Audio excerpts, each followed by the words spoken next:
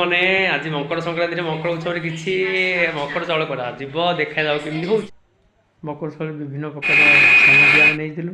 ଚାଉଳ, କୋଳି, କମଳା, ଏପଲ୍, ଡାଳିମ୍ବ, ରାଶିକଦା, ମୁହାଁ, ଘିଅ, ଦହି, ନବାତ ସବୁକିଛି ଆମେ ଆଣି ଏକାଠି କରୁଥିଲୁ। ପ୍ରଥମେ ତାକୁ ଛୋଟ ଛୋଟ କାଟି ଦେଇଥିଲୁ। ତାପରେ ଆଉ ଥରେ ଚାଉଳ ବଟା ସରିଲା ପରେ ଆମେ ଗୋଟିଏ ପରେ ଗୋଟିଏ ଫଳ ଯାହାକି ପକାଇଥିଲୁ। ଜାମି, ଆଖୁ, ନଡ଼ିଆ, କନ୍ଧମୂଳ ଏଇଭଳି ଭାବେ ସବୁ ଆଇଟମ୍ ଆମେ ପକାଇଥିଲୁ।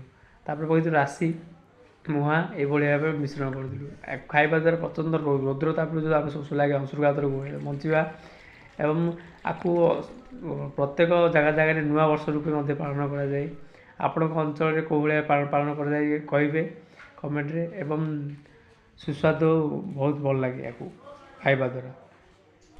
ତାପରେ ଆମେ କାର୍ଯ୍ୟକ୍ରମ ପରେ ଗାଁରେ ଲୋକମାନଙ୍କୁ କିଛି ବଣ୍ଟନ କରାଯାଇଥିଲା। ବଣ୍ଟନ କରି ଲୋକମାନେ କହିଥିଲେ ବହୁତ ବଢ଼ିଆ ହେଇଛି, ଆପଣ ବି ବନାନ୍ତୁ, ଖାଆନ୍ତୁ ଏବଂ ୟାକୁ ନୂଆ ବର୍ଷ ରୂପେ ପାଳନ କରନ୍ତୁ। ରହିଲି, ଜୟ ଜଗନ୍ନାଥ, ଜୟ ଶ୍ରୀ।